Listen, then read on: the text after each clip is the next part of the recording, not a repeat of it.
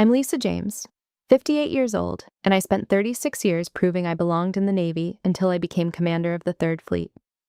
For years, I gave my family grace, while my own brother dismissed my career as nothing more than a desk job. But when a senior officer humiliated me on my own tarmac in front of his men, I made a choice that changed everything. Have you ever been underestimated by someone you kept showing up for? Tell me your story in the comments. You're not alone. Before I get into what happened, let me know where you're watching from. And if you've ever had to stand tall after being disrespected, hit that like button and subscribe for more true stories about boundaries, strength, and reclaiming your worth. What happened next might surprise you. The pier at Naval Station San Diego smelled the same every Saturday morning, salt and diesel, and something underneath, both, that I could never name, but always recognized. I was 9 years old the first time I understood that smell meant something permanent. My father, Thomas James, had brought us down to the waterfront to watch a cruiser come in from deployment. He was 37 then, a commander on active duty, and he moved through the base the way men who belong somewhere have always moved, without checking to see if anyone was watching, without calculating whether the room would receive them. He simply moved, and the space accommodated. My brother Richard was 12, and he had already decided he owned every room he walked into. The ship came in slow and enormous. I remember the way the hull displaced the water, the way the wake spread outward in long, flat lines that reached the pier and rocked us gently as they arrived. Richard stood beside me and narrated it all. He was 12 years old and already knew the gun mounts, the radar arrays, the bridge configuration. He named everything in a voice carrying the quiet authority of a boy who had been told he was destined for something and had decided to take the assignment seriously. He spoke about that ship as though he had commissioned it himself. I listened. I did not interrupt. That was already my pattern with Richard. Listen, absorb, and file things away in whatever part of you keeps what matters long term. What I remember is not the ship itself exactly. What I remember is what locked into place inside me while I watched it move. Something about the scale of it. Something about the way it answered the water without hesitation or apology. Something about the 10,000 invisible decisions that had to have been made correctly for that ship to arrive at that pier at that moment, and the fact that no single one of those decisions would ever be visible to anyone watching from shore. Someone had done that work. I was 9 years old and already understanding, without having language for it, that I wanted to be part of whatever system made something that large move with that kind of purpose. He taught me to read the horizon before he decided I had no business standing on a deck. That is the thing about people who shape you. They rarely notice when the lesson outlasts their permission to give it. We grew up in San Diego, the two of us, in a house that ran on the rhythms of a Navy schedule even when our father was stationed close enough to come home for dinner. Thomas James was a good man and a careful father who understood that the life he had chosen required his family to carry things he was often too far away to carry himself. He was thoughtful about this, without being sentimental. He knew the cost and paid it honestly, and he raised 2 children who understood that service and sacrifice were not abstract words, but specific choices made in specific directions over many years. Margaret, our mother, born on the 4th of July, 1940, which she always said explained a great deal about her fundamental nature, had the particular competence of a woman who had learned to run everything while making it look like she was simply being present. She never complained about the absences or the weight of managing a household on a Navy timeline. She simply held it all together, the way women of her generation often did, and if she felt the weight of it, she did not say so in front of the children. I understood this without being told. I absorbed it. I did not yet have words for what I was learning from watching her, but the lesson went in, and it stayed. Richard was bound for the Marines before he knew what Marines actually did in any specific operational sense. It was in the way he carried himself through every room in our house, the way he talked about honor and toughness and the particular romance of ground combat that young men absorb from movies and older men, and a culture that has decided those things are the clearest measure of real service. I understood even then that his idea of service was narrow. I did not yet have the language for why it was narrow or what that narrowness would eventually cost both of us over the decades. I just knew that the ships moving in the harbor felt like a larger and more complicated idea, and that the complexity was not a weakness but a different kind of strength. Harder to name, harder to quantify, and for exactly those reasons, more worth pursuing. In August of 1982, Richard was 19 years old and leaving for the Citadel on a Marine ROTC scholarship. He was luminous that summer, completely certain of everything, his plan fully formed, his future mapped out in the confident detail of someone who has never been given a substantive reason to doubt the map he has drawn. At the dinner table the night before he left, he talked about infantry and force recon and the officer track with the fluency of someone reciting a script he had been perfecting for years. Margaret had made a full dinner. Thomas was stationed elsewhere. It was the three of us, Margaret, Richard, and me. I told them I had been looking at the Naval Academy. The room shifted slightly. Richard looked at me with a half-smile that was not unkind. I want to be precise about this, because the absence of cruelty matters to the shape of what followed. It was not a cruel look. It was simply unexamined, the expression of someone who has never had to examine an assumption, because no one in his environment has ever pushed back on one. He said, "This life isn't for girls, Lisa. Pick something that fits." Margaret said nothing. I said nothing. The dinner continued. I was 16 years old, and I had already decided. I just had not told anyone yet, and I understood even then that announcement without preparation is just noise. I filed the remark the way I had learned to file things, not suppressed, not dismissed, but stored, carefully, where I could retrieve it when the time came to answer it properly. I kept eating, and I thought about the ship coming into the harbor in 1975. The way the hull moved through the water with the absolute assurance of something built correctly and pointed in the right direction by people who understood what they were doing. I did not argue with my brother. I was 16 years old, and patience is a form of strategy, even when you do not yet know enough to call it that.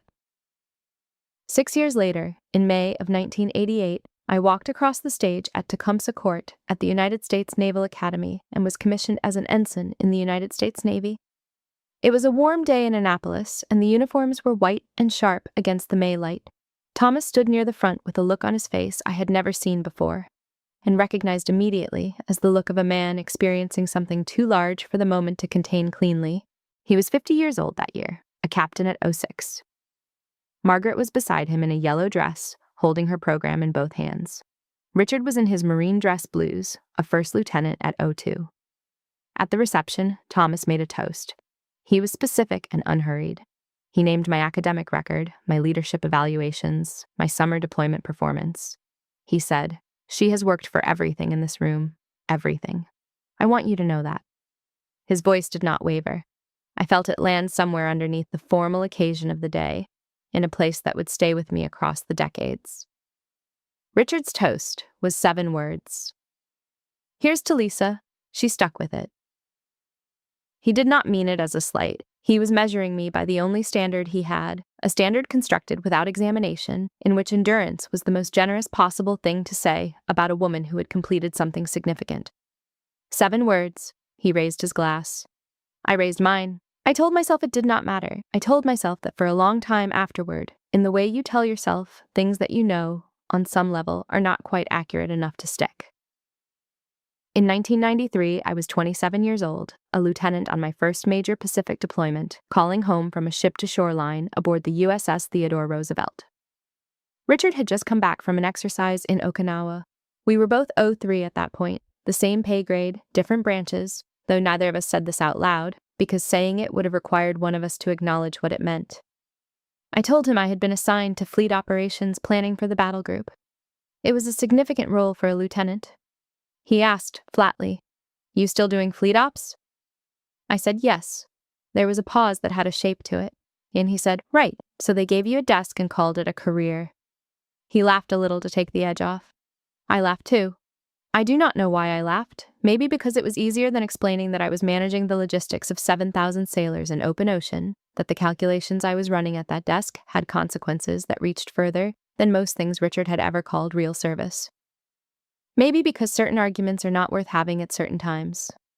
So I laughed, and the call ended warm enough, and I stepped back onto the weather deck and looked out at the Pacific, gray and enormous and entirely indifferent, and I was 27 years old and already carrying the weight of a conversation that would not fully resolve for 31 more years. The fleet was everywhere around me, the ship was moving, the work was real. I held that the way I had learned to hold the things that mattered, quietly, without making it the subject of the room, the way Margaret held things, the way the sea holds everything it receives without announcing the weight. By 1997, I had been doing this long enough to understand the shape of the career I was building, not the version I had hoped for when I was 22 in dress whites, but the actual version, formed by 15 years of specific decisions made correctly and in sequence. The Navy had given me responsibilities that expanded steadily because I kept meeting every standard set in front of me and then looking for the next one before anyone told me to. That practice, looking for the next standard before being asked, is what separates a career with momentum from a career that simply continues. I had understood it since the pier in 1975, and by 1997, it was simply the way I worked. I was promoted to lieutenant commander that year, LCDR 04, and I called Richard to share the news. He congratulated me in 12 seconds. Then, without transition, he told me about a joint exercise he had been nominated to lead with a British Royal Marine Commando unit in Norway. He talked for 4 minutes about the exercise, the operational complexity, the interoperability challenges, the specific distinction of being selected. When the call ended, I sat for a moment and realized I had been the one who placed it. I had been the one with news, and I had spent most of the conversation listening to his. I did not say this to anyone. I wrote it down in my journal that evening, not as a grievance, but as an observation I wanted to hold accurately. I started keeping a kind of informal tally around this time, not deliberately, not as the construction of a case against anyone. I just noticed that I could account for every milestone in Richard's career without consulting any record, because he had told me about every single one of them, and that he could not have named a single one of mine without asking. He had recently made Lieutenant Colonel himself, lead call 05, one pay grade above me at that moment, and he wore the gap the way he had always worn any advantage. Comfortably, as though advantages arranged themselves as a natural feature of the landscape, rather than a product of decisions made consistently in a particular direction over time. In November of 2002, I was 36 years old, a commander at 05, and Richard had recently made Colonel 06 in the Marine Corps, the equivalent of a Navy captain. He was holding court at his Thanksgiving table in San Antonio, animated and fully in command of the room, with a story about Fallujah operational planning meetings he had attended as an observer. He was specific and energetic about every detail, the kind of specific that comes from years of perfecting the art of making a room feel included in your experience. When the conversation turned to me and Margaret mentioned I had been promoted to commander, Richard nodded once and said, "Fleet ops, you've been behind a screen your whole career, Lisa. It's not the same as running ops." Thomas started to speak. I put my hand on his arm. I said, "Pass the gravy, Richard." He passed the gravy. We ate dinner. I could have named every ship I had put in motion over the previous decade, every battle group I had planned and positioned, every engagement I had informed from a chart that was never wrong because I made sure it was never wrong. I had made the calculation before I opened my mouth. The table was not ready to hear it. The argument would not land. Making it would cost me more than it returned. So I said 2 words and moved on, and the conversation shifted, and I filed the moment with everything else I had been filing since I was 16 years old, in a kitchen being told to find something that fit. December of 2003 was different. Christmas dinner, the same house, the same table. Richard made a remark, not new in its substance, not surprising in its construction, but different in location, because this time he said it in front of his son Derek, who was 12 years old and working out the rules of the adult world by watching the adults around him. He said something about me running spreadsheets while real officers ran ops, and I watched Derek look at his mother and then look at me, absorbing the hierarchy in real time, building a mental structure from what the senior man in the room had just confirmed for him about the relative weight of the 2 kinds of service at that table. For the first time, I answered, not loudly, evenly. "Richard, I have positioned more combat power than you have ever held, and I have done it without firing a single round because that is what fleet operations is. If you don't know what I do, you should ask." The table was silent. Richard looked at me for a long moment. He said nothing. He refilled his wine. By morning, the house was cordial, in the thin way things become cordial after something true has been said and no one has chosen to respond to it directly. By early 2004, Richard had stopped calling. He did not announce the withdrawal. He simply stopped initiating, and the pattern of 20 years established itself. If we spoke, it was because I dialed. He never asked what I actually did. That was the answer. I made captain in 2006, SAPT 06, my first major command, the guided missile destroyer USS Shiloh. Richard learned of it through Margaret. He sent a card with 2 sentences. The following year, he retired from the Marine Corps after 22 years of service as a colonel. '06, the ceiling of his career, and I flew to San Antonio and gave a toast at his retirement ceremony that was generous and specific and true. He received it without comment. The gap between what I was willing to offer and what he was capable of returning had become a permanent feature of the relationship. Something you stop noticing the way you stop noticing a draft in a house you have lived in long enough. Thomas died in February of 2010, 72 years old. The funeral was in San Diego, and Richard and I stood at the graveside in the gray February cold and exchanged a few civil sentences before each returning to our separate silences. I thought about the pier in 1975. I thought about the specific warmth of Thomas's voice at the commissioning reception. I let the weight of it be what it was, and then I filed it. In June of 2012, I was promoted to Rear Admiral Lower Half, RDML, 07, my first flag rank, 1 star. The ceremony was at Naval Station San Diego.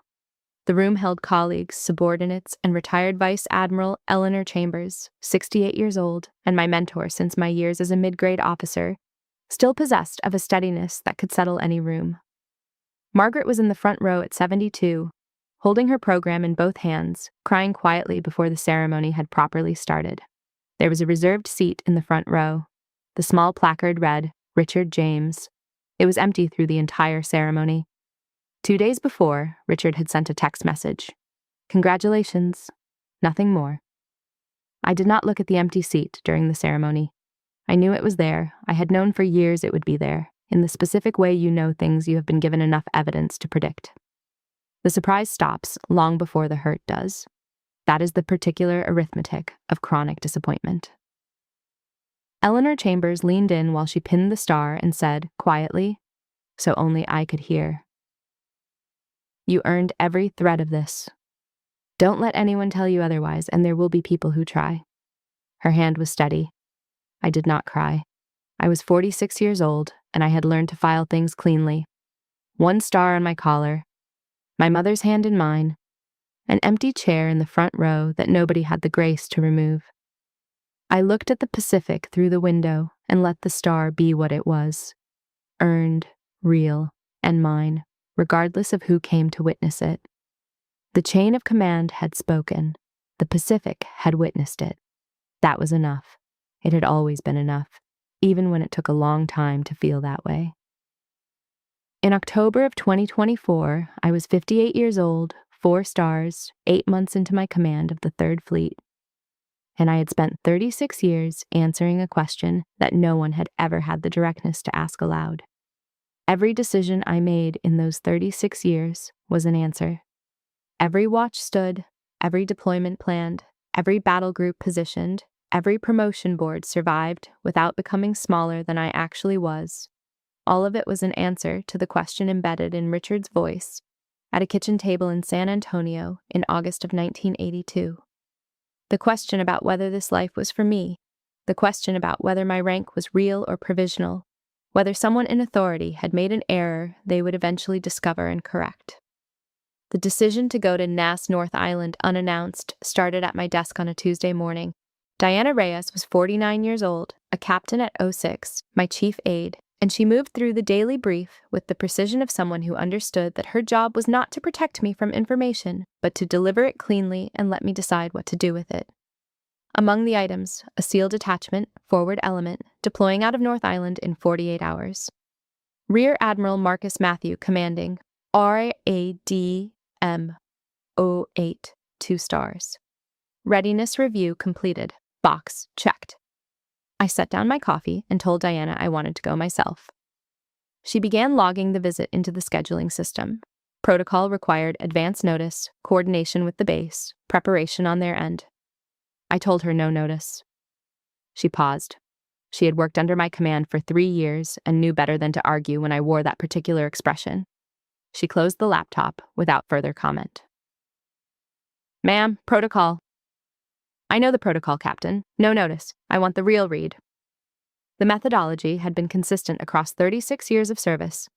Go and see what is actually there, not what has been prepared for the inspector's arrival.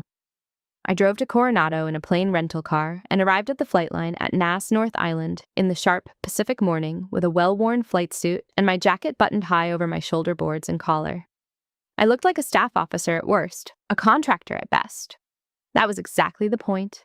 If I wanted to see the readiness, I needed to arrive as someone the readiness had not been organized around. The C-17 was already on the ground when I arrived. I positioned myself near the assembly line with a cup of coffee and watched the aircraft begin to unload. The Pacific air was cold and moving steadily from the southwest, carrying the smell of open water.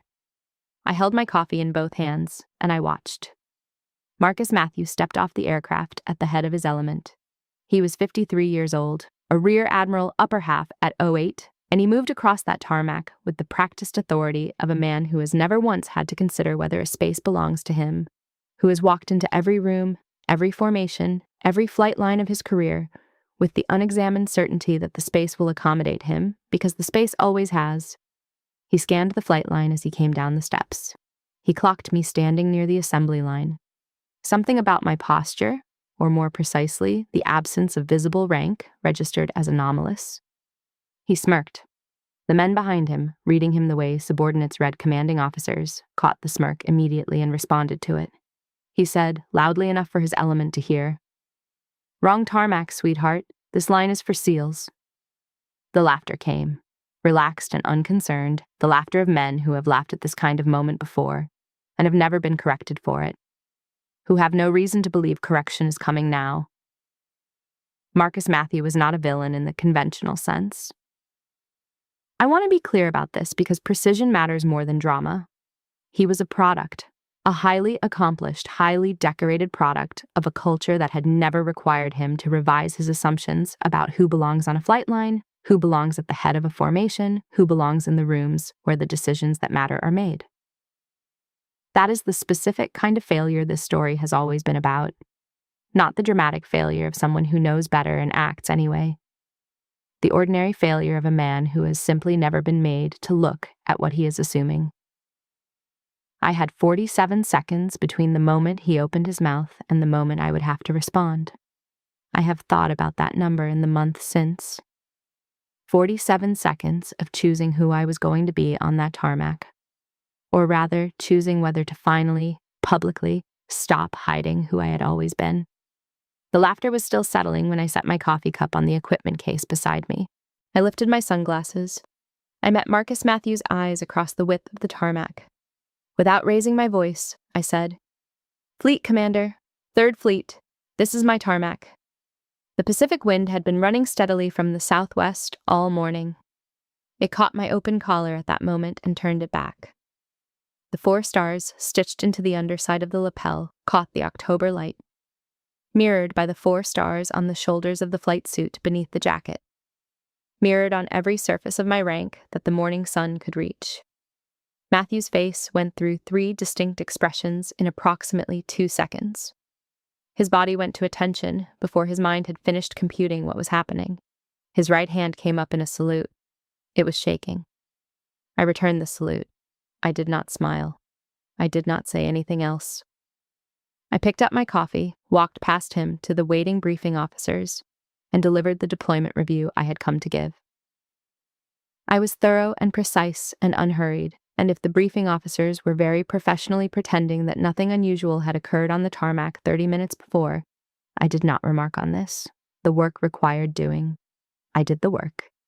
He saluted into the jet wash. His hand was shaking. I returned it. Then I walked past him because there was work to do, and the work had always been the point. That evening I was in the briefing room at North Island working through the deployment readiness numbers with the senior planning staff, when somewhere in San Antonio, Texas, Richard James was watching television. His daughter-in-law came in and held up her phone. The clip was 12 seconds long. He watched it twice. He said nothing. He set the phone face down on the armrest. He sat with whatever the 12 seconds had just given him to sit with, alone in his living room in Texas while the Pacific wind moved across a tarmac 3 time zones away. I did not know he had seen it yet. I was still on the base, still going through the numbers, still doing the work. By nightfall, the clip had moved through the wardrooms of every ship in the Pacific. The tarmac at North Island was just a tarmac again, flat and gray and empty in the late October afternoon. 4 stars, October light, and a salute already spreading across the fleet. The morning after the tarmac, Marcus Matthews' formal transfer request was on my desk. It was clean, brief, and professionally worded in the specific way that people word things when they know the words will be reviewed carefully by someone who has seen every variation of the same document. It cited command climate uncertainty as the rationale for requesting the transfer. I read it once and then again. I set it to the left of my desk, not in the action stack, not in the bin, but to the side where things go when they require a particular kind of consideration. I picked up a pen and wrote one line on the cover memorandum: "Do better." I returned it to his chain of command unsigned. The transfer was denied. A formal record of counseling would follow through official channels, and I filed a command climate referral that would assign him to a structured 6-month improvement program. He wanted to leave. That was his instinct. Move laterally, let the incident cool, start somewhere new where the weight of it would not follow immediately. I know that instinct well. I have watched officers reach for it their entire careers whenever accountability arrived in a form they had not anticipated. Escape is not correction. I sent him back one line, and the line contained everything it needed to contain. 2 days after the tarmac, my personal cell phone rang. I looked at the screen. The name was Richard. I had not received a call from that name in 20 years. I stared at the screen for 2 full rings. I answered. His voice was careful, in the specific way a man's voice becomes careful when he is crossing ground. He knows he should have crossed long ago and is aware, without being able to name it directly, of the weight of the distance he is traversing. He said, "I heard what happened," I said. "I figured you might." He said, "You handled it right." There was a pause that ran for about 4 seconds, not empty, but occupied by something neither of us was going to name on a first call after 20 years. Then I said, "I'm fine, Richard." He said, "I know. I just wanted to call." I said, "Okay." We talked for 6 minutes about not very much in particular, and then we hung up. He called. That was the first fact. The second fact was that it had taken a 12-second video clip of someone else disrespecting me for my brother to remember that checking in was something he could do. I held both of those facts at the same time and did not let either one cancel the other because both were true simultaneously, and collapsing that complexity into either gratitude or resentment would have been imprecise. What he had done was small relative to 20 years. It was not nothing relative to nothing. In November, Diana Reyes brought a separate folder to the morning brief, informal, flagged outside the regular agenda, presented after the formal items had been addressed. It summarized the clips spread through the Pacific Fleet. Wardrooms in Yokosuka, Pearl Harbor, San Diego, and Guam had all discussed it. Support among enlisted personnel and junior officers ran overwhelmingly positive. Senior officer sentiment was more mixed and more cautious, as it tends to be when an incident requires senior officers to take a visible position. 2 flag-level officers had made informal comments through back channels about optics and what they chose to call command attention management, which is a phrase people use when they want to talk about perception without talking about substance. Admiral, the wardroom circulation is significant. There are senior voices saying it was, in their words, unnecessary theatrics. Are the formal processes on track? Yes, ma'am. Then we're done. I was not managing a story. I was managing a command. The distinction matters enormously, and I maintained it with deliberate consistency. Diana had served under me for 3 years and understood the line between those two things without needing it explained. She closed the folder, we moved to the next agenda item, and the morning brief continued as morning briefs do, because the fleet does not pause for anyone's optics conversation. In early December, going through a storage box I had not opened in several years, I found a photograph from approximately 1975. Richard and me on the pier at Naval Station San Diego. I was 9 years old. He was 12. We were both squinting into the same Pacific sun, the same water behind us, the same future spread out ahead that we would walk into in such different directions. I sat with that photograph for a long time. I was 58 years old, the commander of the 3rd Fleet, 4 stars on my collar, and I was looking at a 9-year-old girl who had not yet been told she did not belong on a tarmac. I thought about Matthew on that flight line in October. I thought about Richard at the dinner table in 2003. I thought about the extraordinary similarity in the texture of the dismissal across 36 years, The easy, uncomplicated confidence of men who had never been required to make room. The assumption worn so comfortably they had forgotten it was an assumption, and not simply the way the world was arranged. I was not angry sitting there with that photograph. I was precise. I understood, clearly in that December quiet, that what happened in October was not an aberration. It was the final, most public version of a very long conversation. The same conversation in different rooms. The same underlying conviction that my rank was provisional, conditional, something that would eventually be corrected once the right authority noticed the mistake. I had spent 36 years correcting that conviction quietly, in the language of results and records and work that spoke before anyone asked it to. In October, I corrected it out loud, in 12 words, on a tarmac in the Pacific wind. The photograph went back in the box. The box went back on the shelf. The Pacific was dark and wide outside the window. Richard's voice still somewhere in the quiet of the room. You handled it right, not enough, not nearly enough, measured against 20 years. But the first true thing he had said to me in all that time. And I let it be exactly that, without asking it to be anything more than what it was.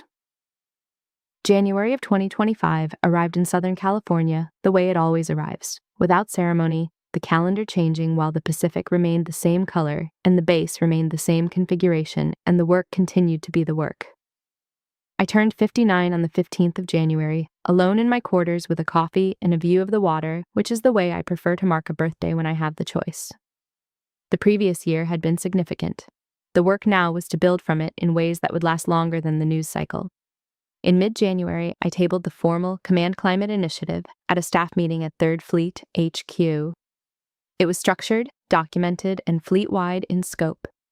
It addressed command interaction standards, reporting mechanisms for climate concerns, and a review of previously submitted but unactioned climate complaints across Pacific Fleet subordinate commands. I framed it as a command effectiveness measure, which was precisely and completely what it was. It was not a political statement, not a response to a public moment, but a formalization of what good command culture should look like in a theater I was responsible for. The room was professional and attentive. Everyone in it was intelligent enough to understand what else it was. Nobody said the second thing out loud, because nobody needed to. I had been thinking about the initiative long before October. It was already in draft form when the tarmac happened. The incident did not create the need for it. What it did was create the urgency, and urgency properly applied is not a distortion of process. It is an acceleration of what was already warranted. The pushback came on a Tuesday afternoon, as informal pushback almost always does. Vice Admiral Gerald Holloway called, 09, 3 stars, 59 years old in January of 2025. A peer in the Pacific Command structure, and a man I had known for years as someone whose goodwill was genuine but bounded by what he found manageable. He spent 3 minutes on pleasantries. Then he said, Lisa, you're creating noise. Matthew's unit has an operational tempo you can't afford to disrupt right now. Let the clip die and move on. Gerald Holloway was not a bad man. He was a man who had never been required to choose between doing the right thing and keeping the room comfortable, because in his career, those two requirements had generally been aligned. He was the kind of officer who was useful in environments that did not require him to take positions that cost him anything. I had been making that choice, the choice between the work and the room's comfort, since I was a lieutenant at 03 on my first Pacific deployment. By 59, it was not a difficult choice. I listened until he finished. I said, Gerald, I run this theater. I decide what I can and cannot afford. He said, I'm just saying. I said, I know what you're saying, and I appreciate the call. I ended the call and moved to the next item on my schedule. In February, Matthew's formal conduct review was completed through proper channels. The finding, conduct unbecoming an officer of flag rank. Formal counseling was documented and placed in his official record. He was assigned to a 6-month command improvement plan. His file was flagged for consideration by any future promotion review board. He was not removed from his posting because removal was not what the situation required. What the situation required was accountability, followed by the structured opportunity to demonstrate correction. Those are two different things, and I kept them distinct. The consequences were structural and real. His promotion trajectory had narrowed materially as a result of the counseling record. His opportunity for the career he had planned was functionally altered, and he remained in position, still required to lead his element effectively, still required to do the work at the standard the work demanded. There are people who thought I should have done more. There are people who thought I should have done less. I did what the situation required and what the rank demanded. I documented it, structured the path for correction, and kept him in place to walk it. That is leadership. The rest is noise, and I had learned a long time ago not to manage noise. In March, a congressional aid inquiry arrived through formal Navy channels. The inquiry asked whether the Command Climate Initiative constituted retaliation against Special Operations personnel. The wording was careful in the way legal fishing expeditions are always careful, designed to suggest a frame without committing to a finding. It was not a serious legal threat. It was a test of whether I could be pressured through institutional channels into moderating a course of action that was entirely within my authority and entirely grounded in documented fact. My response was precise, factual, and fully on the record. It cited the command's existing authority, the scope of the initiative, the documented basis for every action taken, and was co-signed by the Third Fleet's judge advocate. The inquiry was closed within 3 weeks. No findings. Someone had tried to reframe what I had done as something it was not. That is a standard tactic when the record does not support a direct challenge. You cannot control the accusation. You can control the record. I had been controlling mine for 36 years, and I was not about to change the practice in the face of something that was, at its core, an attempt to make me uncertain about decisions I had made correctly. Also in March, Richard called again, the second time he had initiated in 5 months, which was already more than in the previous 2 decades combined. He had read a brief news item about the initiative and called to ask about it. I explained it directly. He was quiet for a moment and then said, "I've been thinking about what I said. Over the years, the desk stuff." He paused. He did not finish the thought. He said, "Anyway." I said, "Anyway." We talked for 30 minutes about Derek, about Carol's garden, about the weather in San Antonio, which is always extreme. When we hung up, I sat with the phone for a moment. He was circling something. He was not ready to name it yet. 36 years of silence had taught me a patience I had never asked to learn, and I did not push him. I let the call be what it was. Evidence of motion, slow and late and ungainly, but genuine motion, and I turned back to the work, which was there, and ongoing, and still the point. Spring arrived in Southern California in 2025, the way it always does. Gradually, without announcement, the temperature shifting by degrees and the light on the water finding a new angle. I was 59 years old, and the command was running, and the culture of it had begun to move in the way cultures move when the person at the top has made the standard non-negotiable. Slowly, with friction, but measurably. The way real institutional change moves when it is going to hold. April brought official confirmation that Marcus Matthew had been passed over for Commander, Naval Special Warfare Command. The selection board's written notes, shared through proper channels, cited command climate concerns, a direct reference to the counseling record, now part of his official file. He had been positioning himself for that role for 4 years. By most professional assessments, it was the next logical step in a career arc that would have extended his service well past 60 and confirmed a version of himself he had been building toward since he was a junior officer. That version was now unavailable to him. I received the notification among routine correspondence. I read it, set it in the completed stack, and moved on. He lost the job he had been working toward for 4 years. I did not take it from him. The review board looked at his record and made a professional judgment. That is how the system is supposed to work. The fact that it did work. That was the thing worth noting, and I noted it, and I moved on to the next item. In May, Matthew requested a meeting. I granted it. He arrived in full dress, sat across my desk, and occupied the chair with the stiff deliberateness of a man who has rehearsed what he is about to say and is uncertain whether the rehearsal fully covered the situation. He said he should have verified before making assumptions about who was present at the line. He did not say sorry. What he offered was more accurate than sorry. a specific acknowledgement of the specific professional error without the performance of contrition that would have been easier to deliver and harder to mean. I know the difference between those two things well, and I recognized which one was being attempted. I listened.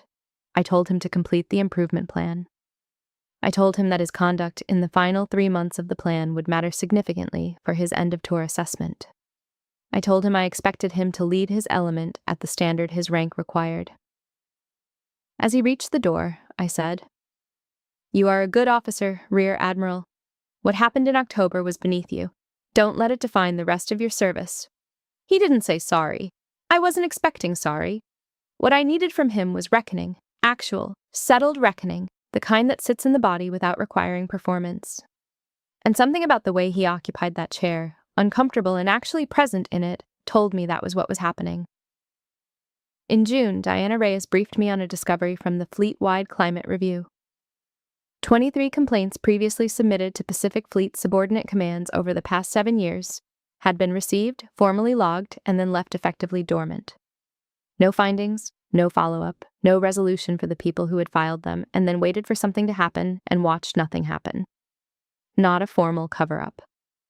The complaints existed in the records, visible to anyone who looked carefully enough. They had simply not been pursued, which in practice produced the same outcome as suppression, without requiring anyone to make a deliberate decision to suppress anything. 23 complaints over 7 years, Admiral. All properly received. All effectively dormant. I directed the formal review process for each complaint individually, on the merits, with the appropriate investigators assigned. I did not make a public statement about it. 23, I sat with that number for a while. I thought about 23 people who had taken the risk of filing something formal and then watched nothing happen, and I thought about what that does to a person's willingness to trust the system they are serving. I could not repair what had already been failed. I could repair what came next. August, Richard drove from San Antonio to San Diego, his first visit to the city in 11 years. He had not been to Naval Station San Diego since before Thomas died. I picked him up from his hotel in my personal vehicle, no aid, no protocol, nothing between us and the fact of it. We went to dinner on the waterfront and did not talk about the tarmac or the Christmas of 2003 or the empty chair at my promotion in 2012. We did not talk about any of the accumulated things between us. We ate and we talked about ordinary things, and afterward I drove him to the pier. He was 62 years old. He stood at the end of the pier and looked out at the ships at anchor in the bay, different names than the ones he had named to me in 1975. The same weight on the same water, the same purpose moving through the same Pacific. He was quiet for a long time. He said, "This is all yours." He said it like he was still doing the mathematics of it, like the equation had come out to a number he had not expected, and he was reading it back to confirm he had calculated correctly. I didn't answer right away. I let him do the math. I had been doing it for 36 years, and I was not going to do it for him now. I let him stand with what it meant. September, the Naval Academy's annual Women's Leadership Forum in Annapolis. Midshipmen and junior officers and a handful of faculty, all of them in the early parts of careers that would take 30 years to fully understand. I stood at the front of the room and did not mention the tarmac by name. I talked about what it means to carry rank without apology, the specific discipline required to stop minimizing yourself for other people's ease, to stop mistaking institutional tolerance for genuine recognition, to stop performing small so the room does not have to perform accommodating. I told them, the assignment of authority to a woman who earned it makes some people uncomfortable. That discomfort belongs to them, not to you. It is not your problem to manage. I ended with a line that the coverage would quote repeatedly in the weeks after. The rank is not a decoration, it is an accounting. Carry it like the full weight of what it cost. Richard, at the end of the San Diego pier, the Pacific Fleet ships ranged behind him in the August evening, 34 years of distance between who we had been on that pier the first time and who we were on it now. For the first time in a very long time, it felt like something might actually begin to close. October of 2025. My nephew Derek James called me at the office on a Thursday morning. He was 34 years old, Richard's son, born in March of 1991. A man I had met perhaps a dozen times over the course of his life at the family events that required everyone's presence without necessarily producing intimacy. He told me he had enlisted in the Navy and was interested in pursuing officer commissioning through OCS at Newport, Rhode Island. He was nervous on the phone. He called me ma'am for the first 3 minutes before I told him to call me Lisa. I gave him 30 minutes of my Thursday morning without hesitation. I asked him 3 direct questions about his background, his physical readiness program, and what he thought he was looking for in a military career at 34 that he had not been able to find anywhere else. He answered all 3 with more specificity than I expected, more directness than I expected, more clarity of purpose than I expected from someone making this kind of call for the first time. I told him to send his preliminary application package and I would give him honest feedback, not an endorsement, not a guarantee, not a favor called in on his behalf, but honest feedback, which was the most genuinely useful thing I could offer, and the only kind he should want. When we hung up, I sat with it for a moment. He was Richard's son. He had chosen the Navy, the branch his father had spent 20 years calling a desk job, and he had called me first, not his father, not anyone else. I thought about the specific geometry of that for a while. I thought it meant quite a lot about the choices we make across years and the trails those choices leave for the people who come after us. In November, Richard found out about the call from Derek, who told his father directly that he had been in contact with his aunt about OCS. Richard called me. The conversation started administratively. He wanted to know what advice I had given, what I thought of Derek's plan, what the realistic path looked like. I told him directly. Richard was quiet for a moment, and then he said, "He didn't come to me first. It was not an accusation. I want to be precise about this. It was not directed at me or at Derek. It was Richard making an observation about himself, out loud, about the space he occupied in his own son's understanding of who to call when something important needed navigating. He was noting the fact of it. The fact had weight. I did not point it out to him. He was already seeing it clearly enough without my assistance. The same phone call ran longer. After the quiet that followed the thing Richard had just admitted to himself, he said, "I didn't know what to do with what you'd built. I told myself it was different from what I did. It was easier to call it a desk job." I waited. I said, "It was different, Richard. It was harder to quantify. That was the part that bothered you." He said, Yeah, that was the part." It was not an apology in the way apologies are usually built, with their architecture of contrition and sorry and please forgive me, and I was wrong. It was something more accurate than an apology. The truth, stated plainly, without being dressed up in the language of performance. Richard did not hate my career. He had not understood it, and he had not been willing to admit he did not understand it, and so he had diminished it for 20 years with a label that protected him from having to admit the gap in his understanding. He had finally, at 62, admitted the mechanism. He named the thing itself. I did not forgive him in that phone call. You do not undo 20 years of silence in 90 minutes, and any forgiveness that arrived in that time frame would have been imprecise, offered before the full accounting was made. But I let the door open a crack, and I did not immediately close it. That was the most I could honestly offer at that particular moment, and I think he understood it as such. After reviewing Derek's preliminary OCS application, which was stronger than I expected, strong enough that my honest feedback was mostly confirmation rather than correction, I wrote him a letter, handwritten on 3rd Fleet stationery, because some things should be written in a hand rather than typed. Not a formal endorsement, a personal note about what it means to choose service at 34, when you are old enough to know what you are choosing and why you are choosing it. About what to do when the institution does not immediately make room for you. About keeping your compass calibrated when the noise gets loud enough to seem like signal. About the specific value of writing down where you intend to go, even knowing the path will shift. I mailed it to his address in San Antonio. Derek read it at his kitchen table. Richard came in, saw his son's expression, asked what he was reading. Derek held the letter up. Richard read it quietly. He set it down. He went to make coffee without saying anything. Later, Derek told me offhandedly that his father had kept the letter. He mentioned it casually as a fact he assumed I would want to know, without understanding the full weight of it. I sat with that information for a while. Not with triumph, that is not the right word for it, and precision matters here as much as anywhere else. I sat with it the way you sit with a small, true thing that arrives later than it should have, and is still, in its lateness, worth receiving. The door between Richard and me slightly open, not swung wide, slightly open. That was what was actually available, and I took it for what it was. December of 2025. The year was closing, and the command had run for 22 months since I had formally assumed it, 14 months since the tarmac, and the culture of it had moved in the ways that cultures move when the person at the top has made clear that the standard applies every day, not only on the days when someone important is watching, not only in the situations that will be formally reviewed. Slowly, with friction, measurably, the way all real institutional change moves if it is going to hold past the moment that created the urgency for it.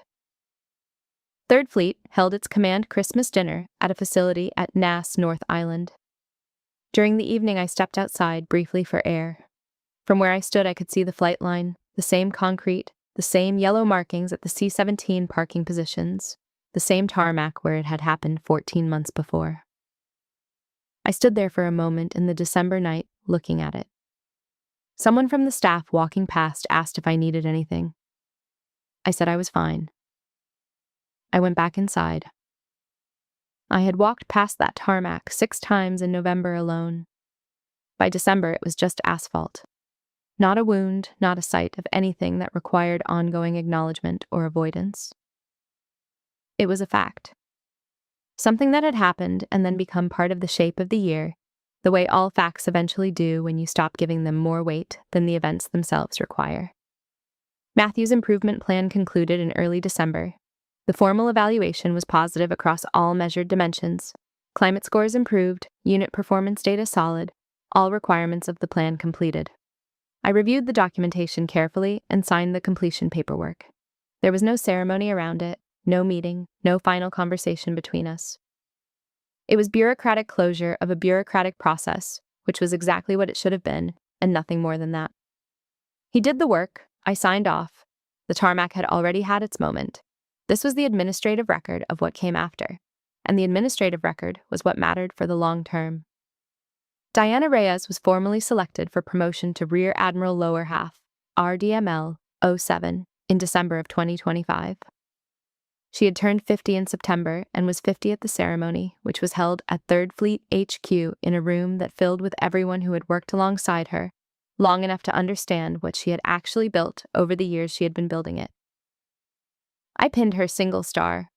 The room held the formal occasion the way such rooms are designed to hold it, with the specific weight of witnesses. I said a few words, not many. I talked about her career, the precision of it, the years of doing the work that makes a command function when no one is watching the person doing it, the consistent good judgment in every situation where judgment was required and the stakes were real. I did not make the speech about myself. I made it about her. She has done the work that is invisible until it isn't there, I said. That is the work that matters most. Congratulations, Rear Admiral. I pinned her star, and I thought about Eleanor Chambers pinning mine in 2012. The steadiness of her hands, the specific weight of what she said quietly while the room held the formal occasion, the way a chain of transmission works when people choose to keep holding it. The chain only exists if someone keeps holding it. Diana Reyes was now holding it. I watched her stand in her new rank in a room full of people who understood what it meant, and I thought, this is what the work was always for. Not the tarmac, not the clip that spread through the wardrooms. This, the star being handed to the next person in a room full of witnesses. Going through old files that December, I found something I had not looked for. A letter I had written in my second year at the Naval Academy, 1986, in response to a leadership class assignment. The prompt had asked where I saw myself in 30 years. I read it in less than a minute.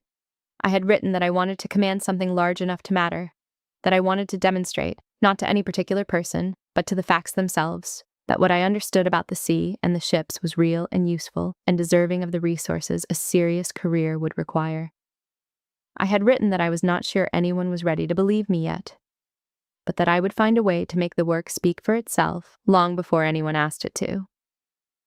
Almost every line had happened. I set the letter back in the folder without ceremony and sat for a moment in the quiet of my office with the fleet lights moving on the water through the window. The letter was not a finish line. It was a marker on a road that was still going somewhere, and I was still on it. Late one December evening, after the staff had gone home, I sat at my desk in the quiet, and I realized I had been asking the wrong question for most of the year. Whether I was right about the tarmac, about Matthew, about the initiative, about every institutional pressure that had arrived and been met, That question was settled. The record settled it. What I kept circling in the December quiet was something simpler and harder. What do you do with yourself once you stop carrying the weight of other people's diminishment? Once you set it down, after 36 years of carrying it so consistently that the weight had become part of how you understood your own posture in a room, what do you reach for instead? I sat with the question the way you sit with a question worth sitting with, and I looked at the fleet lights on the water, and I let December be December without demanding that it also be an answer. January 15th, 2026, 6:14 in the morning. I was on the balcony of my quarters at Naval Station San Diego with a mug of coffee I had made myself, in my flight suit because I always wore it before the day officially started. The sunrise was coming in over the Pacific, pale orange at the horizon, gray above it, the particular kind of morning light that asks nothing of anyone standing in it and offers nothing except the fact of itself, which on the right morning is more than enough. I was 60 years old. I did not call anyone. I did not look at my phone. I sat on the balcony for 22 minutes in the quiet morning, watching the water, drinking the coffee, and I felt, for the first time in a very long time, the complete absence of bracing. I had spent so many mornings of my career prepared for something, the dismissal that would require steadiness, the empty seat that would require composure, the smirk at the bottom of the ramp that would require 12 precise words delivered evenly and without raising my voice. Every morning, for 36 years, some portion of my physical attention had been organized around readiness for the next thing that would require me to hold my ground without giving anything away. This morning, nothing was coming. Nothing was required. I was 60 years old and sitting in the exact place I had worked to reach. And the Pacific was there, and the fleet was there, and it was simply, without qualification, enough. The difference in the body is remarkable. I had not known, until I felt its absence, how much of my physical self had been occupied, across those 36 years, in continuous preparation for the next thing. Standing down from that readiness does not feel like weakness. It feels like setting something heavy on a table after a very long time of carrying it and discovering that your arms still work perfectly well. The capacity for the work remains, only the bracing is gone. That evening, Richard flew in from San Antonio with Carol. Diana Reyes, newly selected Rear Admiral, frocking not yet complete, joined us for dinner at a restaurant on the waterfront. No ceremony, no uniforms, no particular occasion except the birthday that round numbers make meaningful, even when you are deliberately not making too much of them. The food was good. The company was comfortable in a way it had not always been between all the people at that table. Richard gave a toast. He started twice and restarted, which is not like him. Richard has always known how to hold a room. He said, "I spent a long time thinking Lisa got the easier assignment. I was wrong." A pause that ran for several seconds while he assembled what came next. "I was wrong about a lot of things." He raised his glass. 60 years, still standing. It was not eloquent. It did not need to be. The value of a toast that arrives 23 years late is not in its rhetoric. It is in the fact that it arrives at all, that the person delivering it chose to deliver it in front of other people, in public, making it a statement rather than a private admission that can be quietly forgotten. He said the true part. He said it in front of witnesses. And somewhere around the second round of bread, the weight I had been carrying since 1982, since this life isn't for girls, Lisa, pick something that fits, shifted. Not gone, shifted. Like setting down a bag you have been carrying for so long you had forgotten it was not attached to you. In mid-February, my personal phone rang, and it was Derek, talking fast, tripping over the words in the way people do when they are delivering news they have not quite finished believing is real yet. He had been accepted to Naval Officer Candidate School in Newport, Rhode Island. Class date, June of 2026. I let him finish everything he needed to say. Then I told him, "I know. I got the notification before you did. I may have made a call." He laughed, fully, without reservation. It was the best phone call I had received since the morning of my 60th birthday, when I sat on a balcony over the Pacific with coffee I had made myself and nothing was required of me. His father had passed information through the family network for 30 years, moving knowledge in his direction. His son had called me first. I think that means something about what happens when you stay consistent long enough. Consistent in your work, consistent in your standards, consistent in your availability to the people who need what you actually have, that the consistency itself becomes what people navigate toward. You do not have to announce it. You just have to keep doing it. In March, on International Women's Day, I delivered a brief internal address to my command staff. Not a press event, not a ceremony. Just my people in a room, the people who had actually run this command through the past 2 years and through everything those 2 years had contained. I talked about what it means to build something that outlasts the moment that made it visible. About the 23 climate complaints now fully reviewed, with findings and resolutions for the people who had filed them. About Diana Reyes and her 1 star. About Derek James and his class date in Newport. About what tenure actually means when you hold it without apology and without endlessly explaining the basis for your authority to hold it. I did not mention Marcus Matthew by name. I did not mention the tarmac. I told them, what you build here is not for the moment.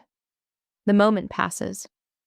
What stays is the standard you held when no one was sure you would hold it. When the easier option was to let something go because the room found it uncomfortable, because a peer officer called informally to suggest you were creating noise, because an inquiry arrived through channels designed to suggest you had done something questionable.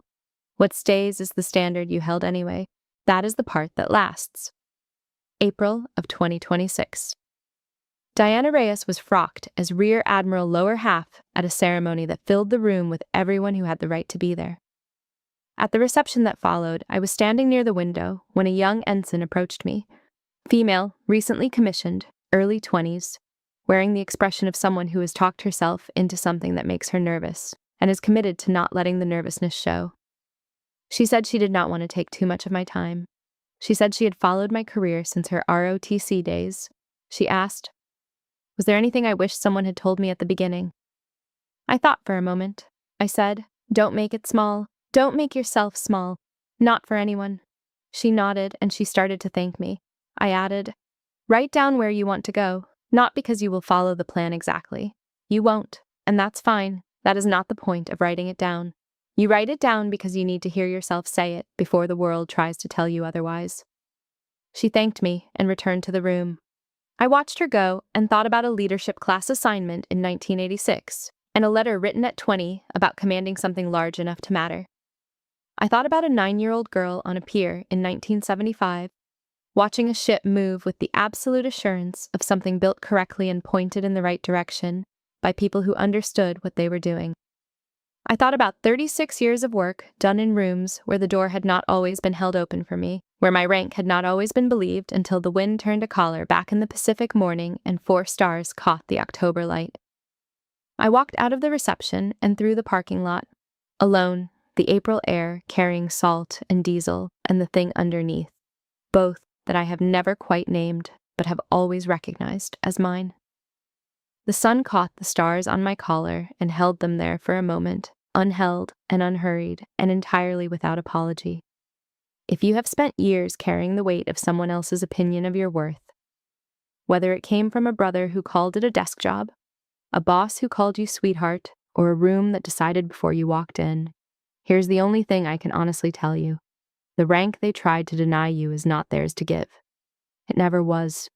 You built it in the years they were not watching, in the work they did not understand, in the decisions you made when no one was keeping score, and the only audience was the standard itself. You do not get to the top of this by waiting for permission. You get there by being already there when someone finally bothers to look. Don't make it small. Don't make yourself small. Not for anyone. If this story hit home, tell me in the comments. Have you ever had to prove yourself to someone who underestimated you? Did you speak up, walk away, or let your success answer for you? Like, subscribe, and share this with someone who needs the reminder that being underestimated does not make you small.